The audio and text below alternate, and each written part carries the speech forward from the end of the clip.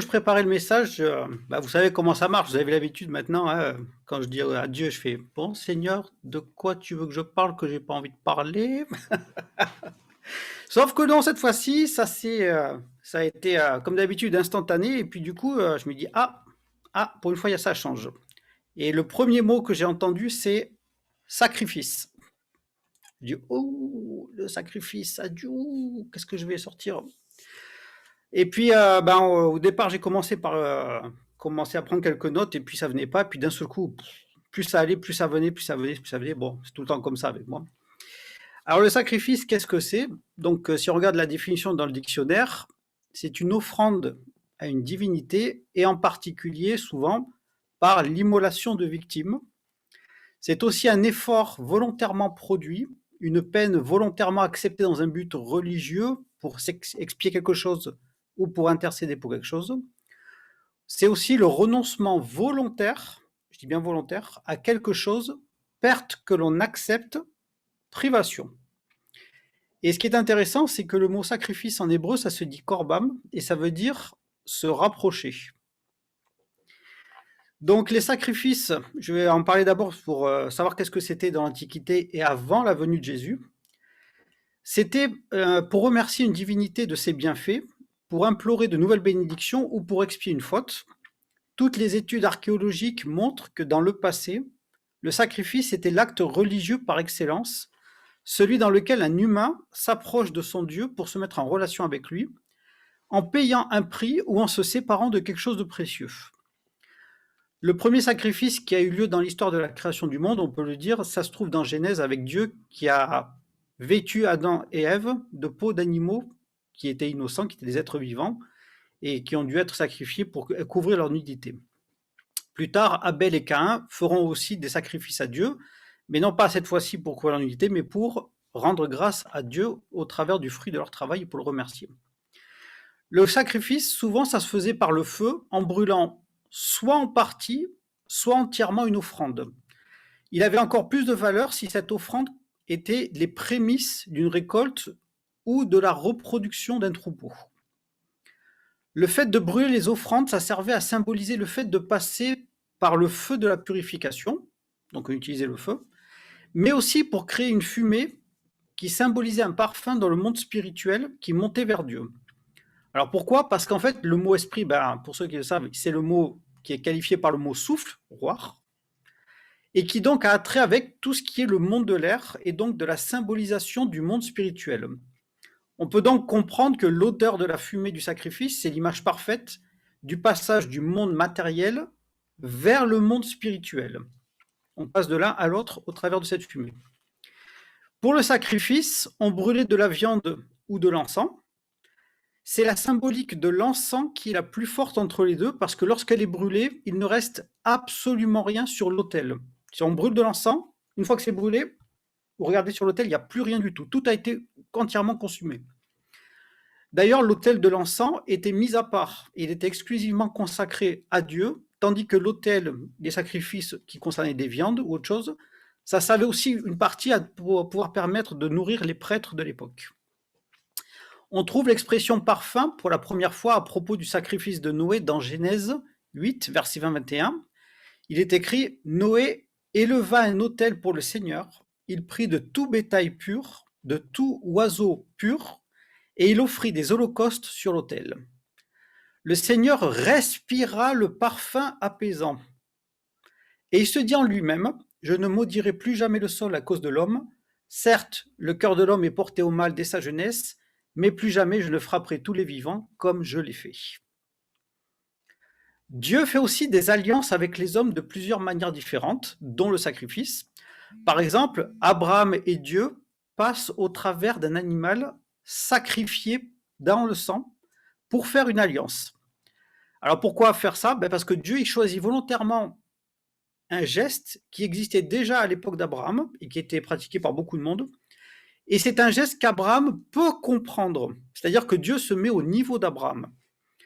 Et comme c'est une chose qui lui est contemporaine, c'est pour ça qu'Abraham, il n'a pas eu de souci à comprendre que, en faisant ça, en passant au travers de ce sacrifice, c'était quelque chose qui disait, voilà, vraiment, je sais que je suis en train de faire alliance avec Dieu. Dans Genèse 15, il est écrit, verset 9, Et l'Éternel dit à Abraham, prends une génisse de 3 ans, une chèvre de 3 ans, un bélier de 3 ans, une tourterelle et une jeune colombe. Abraham prit tous ces animaux, les coupa par le milieu, alors essayez de vous imaginer la scène, hein, et il mit chaque morceau l'un vis-à-vis de l'autre, mais il ne partagea point les oiseaux.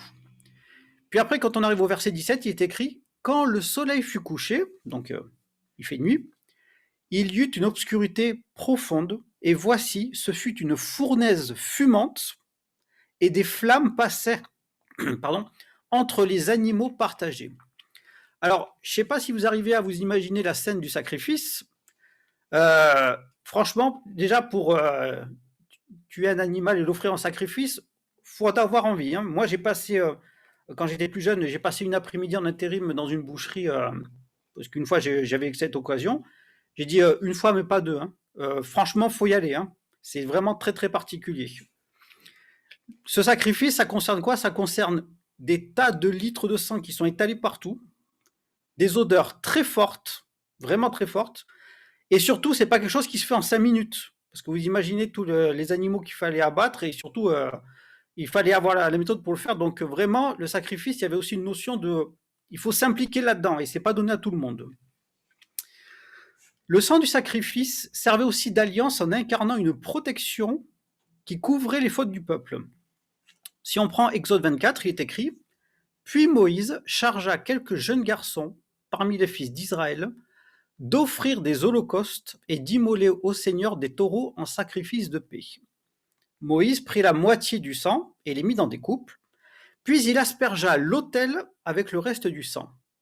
Il prit le livre de l'Alliance et en fit la lecture au peuple. Le peuple répondit, « Tout ce que le Seigneur a dit, nous le mettrons en pratique et nous y obéirons. » Moïse prit alors le sang,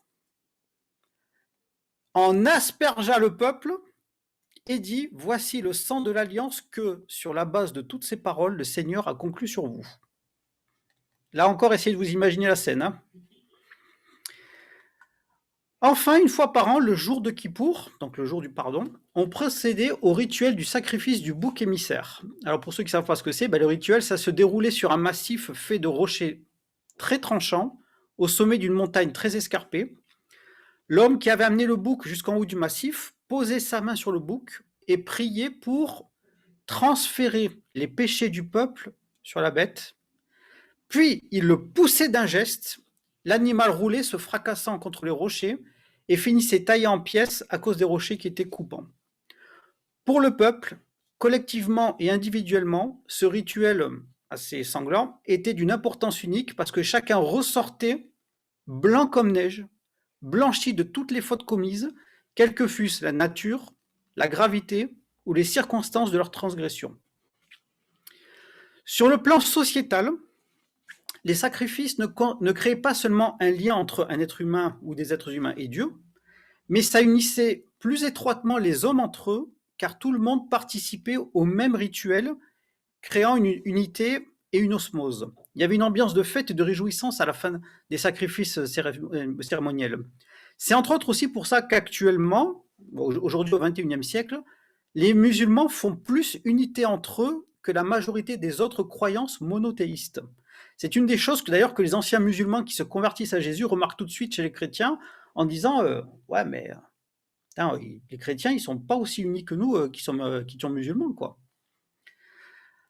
Avec le respect de la loi, l'odeur donc du sacrifice était le seul moyen de communication dont disposaient les hommes pour pouvoir parler entre guillemets directement avec Dieu. Le chef de famille ou le patriarche était en charge d'apporter l'offrande à Dieu. Prenez l'exemple de Job, il était fidèle envers Dieu et il faisait des sacrifices pratiquement tous les jours pour lui et pour ses enfants. Et la Bible nous dit qu'il aimait tellement ses enfants qu'il faisait même des sacrifices supplémentaires pour couvrir les péchés que ses enfants auraient pu faire sans que lui-même soit au courant, au cas où. Maintenant, on va passer donc à quelque chose d'un petit peu moins réjouissant. Alors, si vous êtes un peu sensible, je ne vais pas rentrer dans les détails, mais ça concerne les sacrifices humains. Alors, bien sûr, Dieu refuse et condamne vivement le sacrifice humain. C'était une pratique pourtant qui était très courante dans les peuples antiques et qui se faisait très régulièrement. Alors, depuis l'Antiquité, vous avez un démon qui s'appelle Moloch, qui est toujours actif aujourd'hui d'ailleurs, et qui se fait passer pour une divinité. Et lui, ce qu'il demande, c'est des sacrifices d'enfants. Donc, je ne vais pas rentrer dans les détails, mais moi, au fur et à mesure que je lisais des trucs sur Moloch, bon, j'étais vraiment pas bien. Sachez en tout cas qu'aujourd'hui, il y a une petite parenthèse, j'ouvre une petite parenthèse, hein, l'avortement est toujours étroitement lié à ce démon, à Moloch. Dans la Bible, le peuple appelé par Dieu, malheureusement, n'a pas dérogé aussi à cela. On prendra l'exemple dans Juge 11 de Jephthé, qui a sacrifié sa fille à cause d'un vœu idiot. En effet, il est écrit qu'avant d'attaquer les Ammonites, Jephthé il a fait un vœu imprudent en disant « J'offrirai à Dieu en holocauste en cas de victoire quiconque viendra le premier à ma rencontre. » Et qui c'est qui arrive en premier? C'est sa fille unique, juste parce qu'elle voulait faire la fête. Et lui, comme il y avait quelque chose qui était mélangé par rapport aux pratiques qui se faisaient à l'époque, voilà, il offre un être humain et il a offert sa fille en sacrifice. Donc, bref, passons. Pendant le règne d'Akab et de Jézabel, le culte de Baal était très similaire à celui de Moloch, donc oui, le peuple hébreu a aussi sacrifié des enfants. Et pour finir, pour ceux qui ont déjà été en visite à Jérusalem, il y a une très grande vallée verdoyante qui est située au sud-ouest de la ville, encore actuellement d'ailleurs, et vous allez voir que dans cette grande vallée, il n'y a rien, il n'y a aucune habitation, tout est verdoyant, sublime. Cet endroit, c'est la vallée de la Géhenne dont Jésus a parlé plusieurs fois, et c'est un lieu qui est considéré maudit par tous les Juifs, car c'est une place où les rois impies du passé faisaient des sacrifices d'enfants. Depuis la destruction de Jérusalem par l'armée romaine, le deuxième temple de Dieu a lui aussi été détruit, et il y a chez les Juifs plusieurs courants de pensée qui se sont créés, donnant lieu à diverses interprétations sur la notion du sacrifice. Alors par exemple, chez les Juifs orthodoxes, les prières parlent des sacrifices, ça les mentionne, et ces prières qu'ils font actuellement, ça remplace momentanément tous les sacrifices qui seront remis en place lorsque la construction du troisième temple aura eu lieu. Pour les Juifs réformés, toutes les prières traditionnelles qui parlent de sacrifice sont dites au passé, dans le sens où cela n'est plus utile. Dans leurs prières, les réformés ne font d'ailleurs même pas mention de la reconstruction possible d'un troisième temple. Après la ruine du second temple, les sacrifices expiatoires ayant cessé, l'importance de la repentance comme moyen d'expiation s'est trouvée accrue. Donc pour marquer l'importance suprême de la justice qu'il fallait pratiquer dans le milieu du peuple juif, on enseigne qu'elle est hautement supérieure aux offrandes présentées au temple, et cela est une référence directe au Deutéronome de la Torah.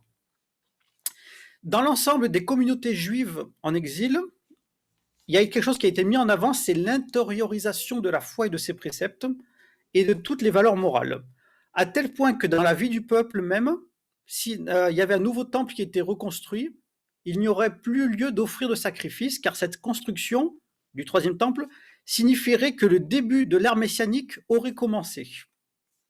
Parce que oui, vous savez, les Juifs ne reconnaissent pas Jésus comme le Messie.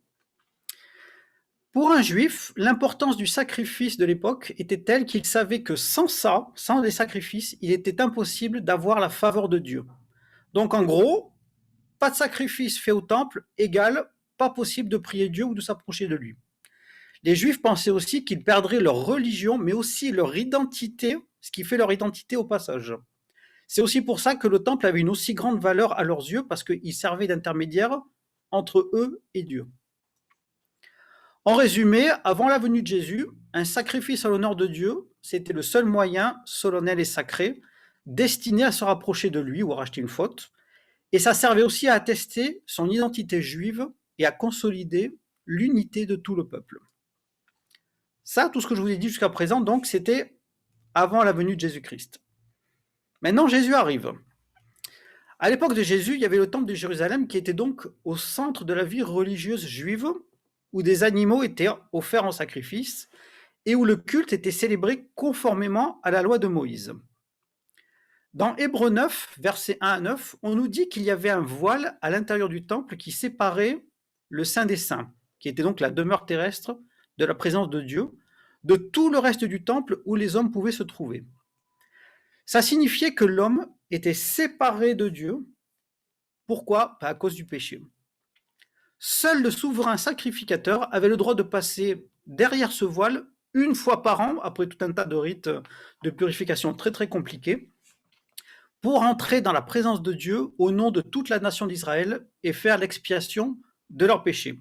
D'ailleurs, encore une petite parenthèse, le peuple était tellement respectueux de la présence de Dieu, ils avaient tellement peur de sa pureté, que le souverain sacrificateur qui passait derrière le voile, il s'accrochait une corde soit au pied, soit autour de la taille, parce qu'il se disait que si Dieu se manifestait, il pouvait tomber raide mort, et pour pouvoir charger le corps, il fallait tirer sur la corde pour pouvoir le récupérer.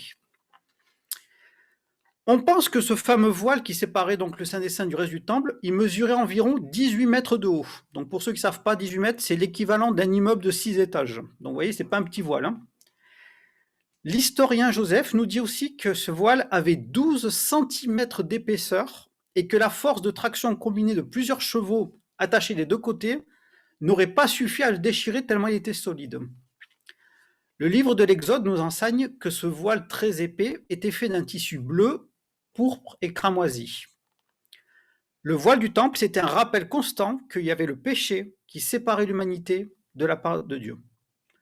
Le fait qu'un sacrifice était offert tous les ans pour le péché et que d'innombrables autres sacrifices étaient répétés quotidiennement, ça montre clairement que les sacrifices d'animaux étaient malgré tout insuffisants pour expier le péché. C'était quelque chose qu'ils devaient faire les gens, mais malgré tout, ils savaient très bien que ça ne suffisait pas pour s'approcher de Dieu. Lorsque Jésus est descendu du ciel pour naître sur la terre sous les traits d'un homme, c'était pour accomplir quoi? La volonté de son Père. D'avance, il savait qu'il montrerait le chemin pour que tous les êtres humains puissent être rachetés, mais que cela ne serait accompli que si on payait un tribut pour ce rachat. Dieu a envoyé volontairement son propre Fils, car il nous aime tellement qu'il était prêt à payer ce prix, et Jésus, de son côté, voulait vraiment accomplir les plans de son Père. Donc, c'est en acceptant de souffrir par une lente agonie insupportable que Jésus a pris la place de tous les animaux qui devaient être sacrifiés à Dieu. En mourant puis en ressuscitant, Jésus, il a annulé l'ordonnance qui nous condamnait selon les lois spirituelles. Désormais, il n'y a plus de tribut à payer de la part des êtres humains. Il suffit de croire vraiment de tout son cœur que Jésus était le Fils de Dieu, qu'il est toujours vivant et que ça a permis de pouvoir avoir accès directement à Dieu. Quand il est mort, Jésus, le grand voile du temple s'est déchiré depuis le haut vers le bas. Ça signifiait que désormais, il n'y avait plus rien qui séparait Dieu et les hommes. Fini les holocaustes, fini l'estimation du prix à payer au temple auprès des Lévites pour savoir combien coûtait le fait qu'il y avait une faute à racheter ou des actions de grâce, etc. Tout ça, c'était terminé. Le sang de Jésus est suffisant. Et tout ce qu'on voudra ajouter à ça, ça ne sert à rien si ce n'est à prouver qu'on n'a pas tout à fait saisi à quel point la portée de son sacrifice était importante. Dans Hébreux 9, versets 22 à 28, il est écrit « Or, d'après la loi, presque tout est purifié avec du sang. S'il n'y a pas de sang versé, il n'y a pas de pardon. S'il était nécessaire de purifier de cette manière ce qui n'était que l'image des réalités célestes, il fallait que les réalités célestes elles-mêmes aussi soient purifiées par des sacrifices meilleurs encore que cela. En effet, Jésus-Christ n'est pas entré dans un sanctuaire fait par la main de l'homme, dans une simple copie du véritable sanctuaire, mais il est entré dans le ciel même afin de se présenter lui-même maintenant pour nous devant Dieu. Et ce n'est pas pour s'offrir lui-même plusieurs fois qu'il y est entré comme le grand prêtre qui entre chaque année dans le sanctuaire pour offrir un autre sang que le sien. Si tel avait été le cas, Jésus aurait dû souffrir plusieurs fois depuis la création du monde. Mais maintenant, à la fin du temps, il s'est révélé une seule fois pour abolir le péché par son sacrifice. Il est réservé aux êtres humains de mourir une seule fois, après quoi vient le jugement. De même, Christ s'est offert une seule fois pour porter les péchés de beaucoup d'hommes, puis il apparaîtra une seconde fois, sans rapport avec le péché, à ceux qui l'attendent pour leur retour. Et ensuite, il y a un petit passage dans Hébreux 10, très rapide, qui dit « Or, là où il y a pardon des péchés, il n'y a plus à présenter d'offrande pour le péché. Ainsi, frères et sœurs, nous avons par le sang de Jésus l'assurance d'un libre accès au sanctuaire. Cette route nouvelle et vivante, il l'a inaugurée pour nous au travers du voile, c'est-à-dire de son propre corps. De plus, nous avons désormais un souverain prêtre établi sur la maison de Dieu. Approchons-nous donc avec un cœur sincère, une foi inébranlable, le cœur purifié d'une mauvaise conscience et le corps lavé d'une eau pure. Vous savez, on entend souvent parler du fait que le sang de l'agneau a coulé pour nous. Sauf que dans le langage hébraïque, quand vous prenez toutes les expressions qui parlent comme ça, ce sont des passages qui sont écrits au présent continu et qui donc peuvent être traduits par le sang de l'agneau qui continue en permanence à couler sur nous. Si tu crois en Jésus, ça veut dire que le sang de l'agneau, il est sur toi, il te rachète de toutes tes fautes. Et tu peux t'approcher de Dieu. Sur le plan spirituel, je parle. C'est notre religiosité qui nous fait faire parfois des sacrifices inutiles, car on veut prouver à Dieu qu'on mérite de s'approcher de lui, d'obtenir ses faveurs et son amour. Il y a dans le monde chrétien une grande quantité de personnes qui sont sincèrement persuadées que si elles font des jeûnes à répétition, des séances d'évangélisation massive, des réunions d'église à répétition, etc., pour prier, eh bien ces personnes, elles pensent qu'elles peuvent être davantage agréées par Dieu. Mais elles sont sincères en plus. D'ailleurs, dans le passé, on peut voir que l'Église catholique, elle aussi, a multiplié pendant des siècles cette pensée, en ajoutant notamment des rites non bibliques, des heures précises pour faire des prières, quelle quantité, les autosupplices physiques, les vœux de pauvreté, l'inquisition, enfin, la totale, quoi. Toujours dans l'Église catholique, d'ailleurs, on pensait, alors ça, je crois que c'est important pour plusieurs d'entre nous aujourd'hui, parce que je pense qu'il y a quelque chose à racheter là-dedans. On pensait qu'en consacrant le premier-né d'une fratrie à la prêtrise, on faisait un grand sacrifice auprès de Dieu pour protéger toute une famille. Sauf que bien sûr, en répétant ce geste, et c'est tout ça par superstition et mimétisme, et non par conviction qui vient du Saint-Esprit, eh ben, il y a la religiosité qui s'est implantée et qui s'est développée de façon très malsaine. Maintenant, je vais juste vous donner quelques cas très rapides que j'ai pu voir ces dernières années qui me montrent que vraiment, il y en a qui n'ont pas trop compris le sacrifice de Jésus complètement. Première chose, alors il y a quelques années, il y a un pasteur réformé qui était un vrai intello. Le gars, il avait, je crois, bac plus 7, un truc comme ça. Il avait étudié dans toutes les plus grandes écoles bibliques, etc. Et il avait rédigé un article pour un magazine protestant réformé national dans lequel il expliquait que Dieu n'avait jamais voulu que Jésus soit sacrifié parce que ça aurait fait de lui un infanticide. Sauf que l'article était tellement bien rédigé qu'il y a beaucoup de personnes qui n'ont pas saisi l'idée qui était derrière, et elles ont été complètement enchantées par tout l'article en disant « Ah, c'est beau, c'est bien ». Sauf que quand tu regardes le fond, tu te dis « Mais il y a quelque chose qui ne va pas ». Donc du coup, l'article, il annulait complètement l'acte d'amour que Dieu le Père a fait de nous au travers du sacrifice de son propre Fils. Bon, j'apprendrai beaucoup plus tard que ce pasteur, il était très probablement un franc-maçon, donc ceci explique en partie cela. Deuxièmement, lors d'un voyage familial, j'ai rencontré un gars qui était juif, qui était devenu chrétien. Sauf qu'il voulait tellement rester ancré dans ses traditions juives et dans les traditions qui étaient là depuis des siècles, qu'il annulait tout ce pourquoi Jésus était venu. La loi de la Torah restait pour lui tellement en avant que ça occultait tout le reste. Donc, moi, j'ai une amie qui parle de ce genre de personnes.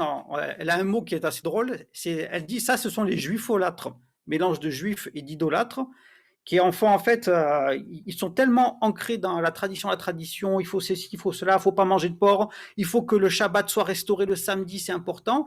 Mais du coup, c'est tellement légaliste que du coup, voilà, tu te coupes de Dieu sans le savoir. Récemment, j'ai vu aussi un reportage qui disait que certains juifs très religieux se sont entraînés en secret depuis des tas et des tas d'années au rituel de sacrifice d'animaux tel qu'il était pratiqué dans la loi mosaïque. Ces juifs sont persuadés que Dieu ne va pas tarder à faire réapparaître les fondements du deuxième temple, qui pour rappel se trouve à Jérusalem, juste en dessous du dôme du rocher, qui est un lieu de culte musulman, pour reconstruire le troisième temple sur ses fondements. Et que lorsque ce sera accompli, les sacrifices d'animaux, ils vont reprendre. J'ai lu il n'y a pas longtemps ça. Je terminerai en parlant des chrétiens qui sont tellement croyants qu'ils en deviennent même mystiques.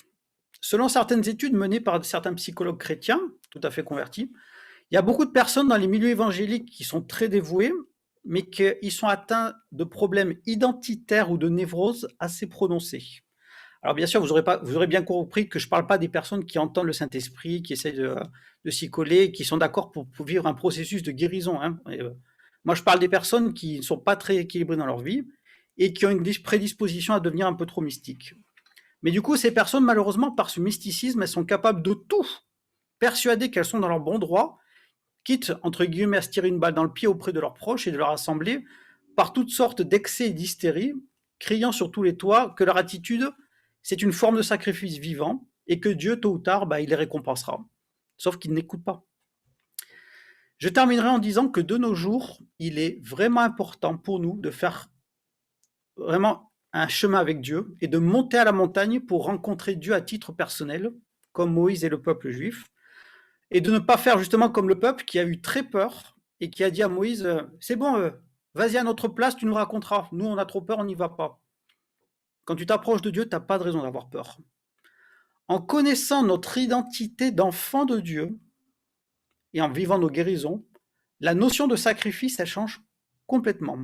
On ne fait plus des efforts, on devient nous-mêmes des sacrifices vivants. Et on fait ces sacrifices où? Dans le temple que nos corps incarnent. Nous ne sentons plus l'obligation d'aller au-delà de ce que Dieu a fait par le sacrifice de Jésus. Il nous suffit simplement d'écouter le Saint-Esprit, de remercier le Père pour la nouvelle identité que nous avons de fils et de filles, que Dieu aime de tout son cœur. Le temple de Dieu sera reconstruit physiquement un jour, oui, ça c'est la Bible qui le dit, et ce sera un des signes d'ailleurs que la fin des temps, ça y est, on y est.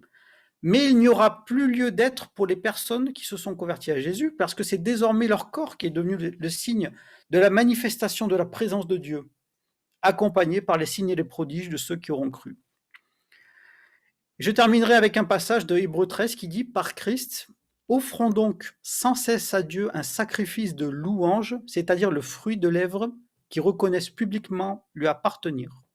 Et n'oubliez pas de faire le bien, de vous entraider, car c'est de tels sacrifices que Dieu prend plaisir. » Avec cette attitude de cœur, on peut donc s'approcher de Dieu et ne plus avoir rien à payer pour venir vers lui.